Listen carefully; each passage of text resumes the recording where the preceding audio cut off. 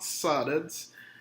Steven here today, and to kind of break the monotony of the last few weeks, I kind of felt like putting this in video form instead of just typing it out. But essentially, this is going to be going over phonetics, or what I call swag phonetics, which is 2 points, effective use of language. Not just effective, but I'll use the word wise use of a language. So my point of this video was to kind of go slightly in depth with the article I just recently wrote in relations to the idea I presented, which would be to change the settings of your phone, to change the language of your phone, the language of the primary settings into your primary language, right? Went in depth into it, but a particular reason that I wanted to pull out today was essentially when I talked about being able to recognize the I think I used the word linguistical,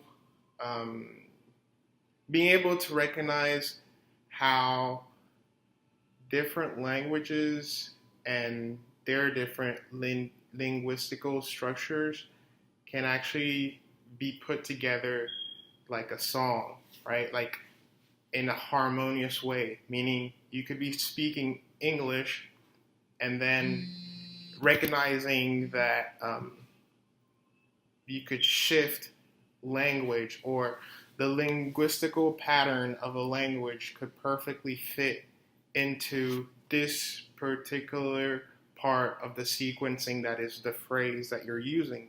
You could then insert French in there, right? And then you say the French part, and then at one point being able to recognize the same thing that in this particular part of the sequencing that is the phrase, you could substitute in Spanish, right, and so on. And so now, instead of this guttural feeling or effect, this energetic recognition that think it's essentially the wrong notes being played at the wrong time, you're able to actually, everything is just like a majestic masterpiece, right? So I kind of went into abstract. But what this directly translates to is essentially reading or being able to become recognizant of the energetic baseline of a word, right? And I kind of talked about in the article how by using your primary language, you're actually able to see truth, or you're able to 100% see the truth of a statement will be revealed to the naked eye, because your primary language will be granting you a sort of energetic baseline upon which you can use to reference the statement that you see, right? This is how you're able to check the integrity of a phrase, right? This is how you're able to check if a statement or a sentence is devoid of any sort of manipulation, subtle or direct, subconscious or conscious, and all the other methods of manipulation and influence that is maliciously used in this world today, right? So one thing, a piece to that I forgot to mention was my pure appreciation for real social dynamics, right? It's kind of this self-development pickup company that I often talk about. But today in particularly, or when I was writing that post, I actually wanted to say what I'm going to say, but I just kind of forgot because, you know me. Just look at all that fucking lines of text. Now imagine you being the person just literally kamehamehaing that. You just sit down and then, holy shit. So you kind of sometimes forget things.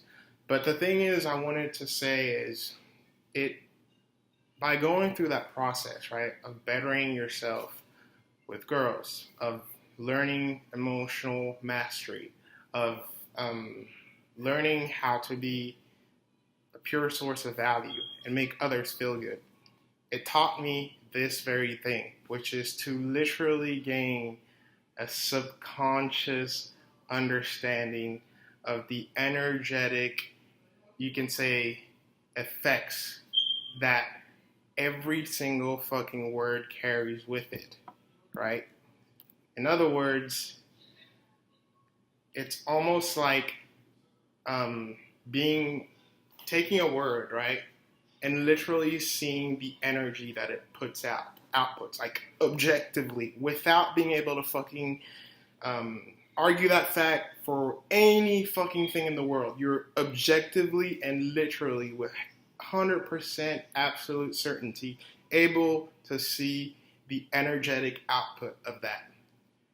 It's a blessing because now you're literally able to see what words create a positive reality and what words create a negative reality. Refer back to my video on the nature of reality and how the subjective reality is essentially the cause for our suffering today, right?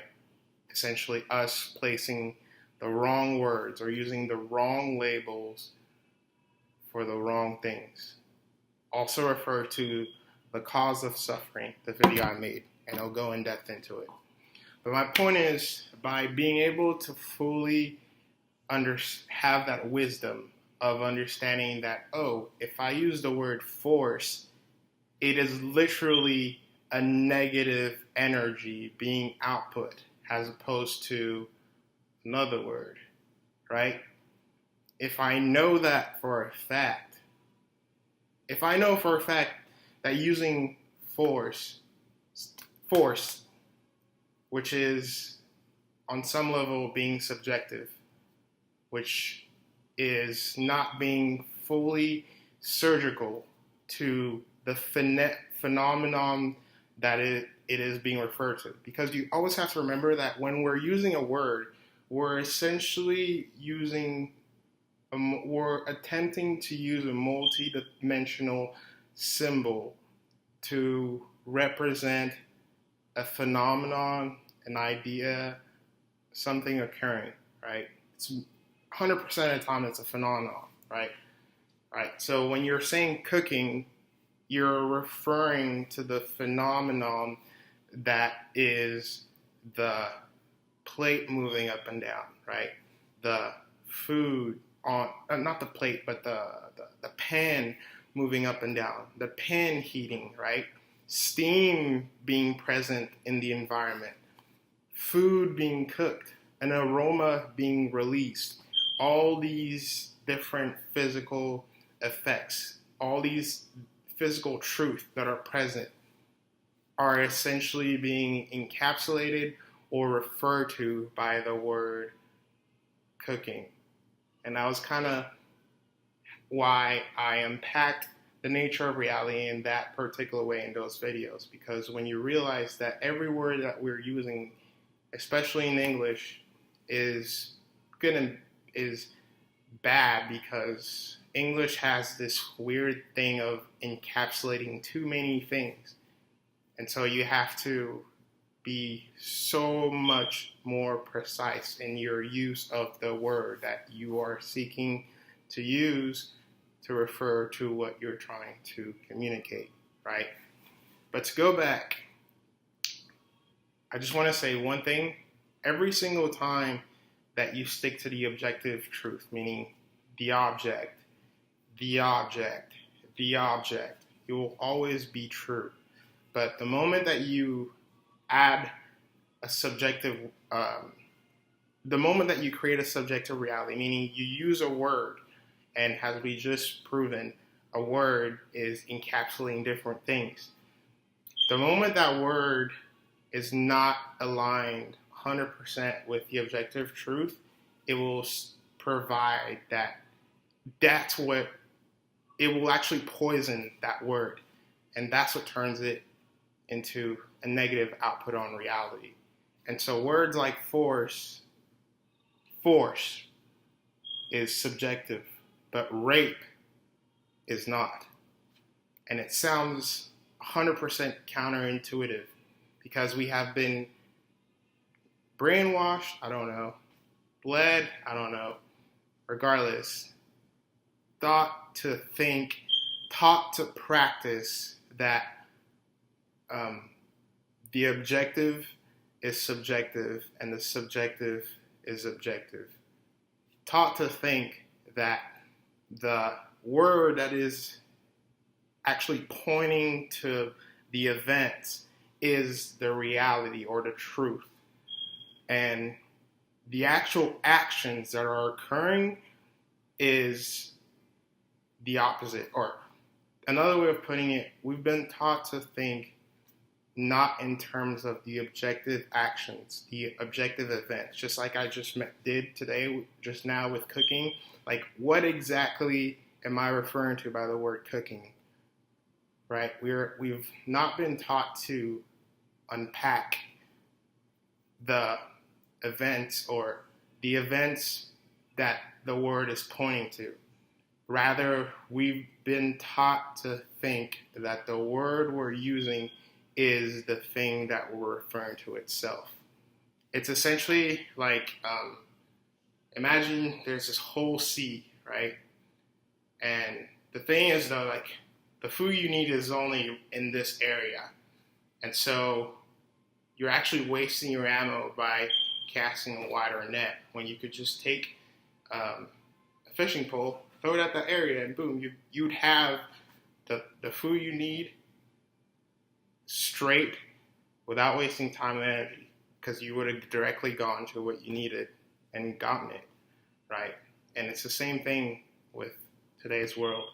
Instead of thinking of what are the actions that are actually occurring, we essentially tie or hold gospel, or we essentially hold the words that encapsulate things as the gospel itself, has the events itself. And because of the creator, maybe the person using that word, because of their maybe lack of maturity, lack of deep reality understanding, maybe lack of wisdom, lack of compassion even, right? When you know that the shit you do carries weight, the things that you say and stuff literally are being followed, like you're literally being used as a model for success, you kind of hold that responsibility pretty seriously, right? Hold great power, great responsibility. But when you don't, you fuck up because you fail to actually do your due diligence. And so you grow sloppy and you make mistakes that propagate across all layers of reality and affect people, mutating lives, poisoning life itself in ways that we might not even begin to consider, right? Anyways, to kind of go back to what I was originally meaning to say, and kind of the message of this video, try to cultivate this ability where you're trying to actually sense the objective, energetic output of the word itself, and detaching yourself from the subjective energetic output, what people call or refer to as the connotations. For example, one reason why I don't like defining relationships of any sort is because people are careless in it, right? They say, oh, this is my boyfriend or this is my business partner. And so because of that, they're cutting themselves off from that clear, pure, energetic connection that's going on between them and the other person that essentially makes that time, that moment in space and time that they're sharing and choosing to share with each other into something that's so much more, into something that's 100% multidimensional, as opposed to just putting themselves in the box and literally killing the interaction or killing the life force or the life flow or the life of the interaction in that moment, in that choice, in that mental decision to box things up, right? So, but what I was trying to say is really reason why it's Because if I say to myself, oh, this is just my girlfriend, or this is just my business partner, because I know that every single sentient being, whether it's a human, an animal, etc., is so much more than what we might initially do together out of respect for them and love for the both of us. I choose not to do that to us. And so because of that now, every single, I call it bond that I have with someone is amazing because it's unique and it's unpredictable. Never know what's going to happen because literally there are no expectations but to just grow amongst one another spiritually. And that's the coolest fucking thing, right? So you have to almost cheat yourself to learn to detach yourself from the connotations placed on a word by society, by your upbringing, by your friends, and fully see the word in its entirety, in its objectivity, right? And for me personally, what was a game changer for me in learning how to do this is first solely focusing on only making people feel good. Literally, your only mission is to make people feel good, make people smile, bring positive emotions in one way or the other. Literally making people feel positive emotions, like a cascade of it to where they're like, ha ha ha, ha, ha, ha. Literally, that is literally your only mission. And because of that, doing that will actually cultivate empathy within you because you will want the best for them, maybe even at your own detriment. And on some level, that is a definition of empathy. Putting yourself in someone's shoes. And because now you are them, you want the best for them. You want to do everything that leads to the best happening to them and for them. And so that is why you're able to understand them, because they are you. And what it forces you to do is it literally reveals the energetic truth, the energetic objective truth of every single word, because you will literally be able to feel the impact that a word has on one person over another word. And it will just cultivate this higher intelligence within you that will lead to you literally being able to see every single word in this way. It's literally almost like, you know how, so another great thing they talk about is there are 3 different sorts of tonalities, right? One is breaking a rapport. So when you're talking, your voice droops off at the end. That's breaking rapport. Another one is, I think it's trying for rapport, and that's when your voice goes up at the end. Like, do you want some of this? Would you like a pie of that? Right? It swoops at the end. And then the third one, which is the game changer, is neutral, and that's when literally it stays the same throughout your talking, right? And the key is to strive for neutrality, because once you're at neutrality, then at least you're no longer creating negative karma. You're no longer planting seeds that will ripen as suffering by using the wrong word, by not having the best in mind or thinking about wanting the best for others in one way or the other, right? Or by doing things that will prevent the best happening to or the best happening for others. Literally seeing everything in energy. That was a mouthful. Anyways, there's quite a lot in there. Hope it makes sense. Hope you guys got something out of this, and as always, swag the fuck out.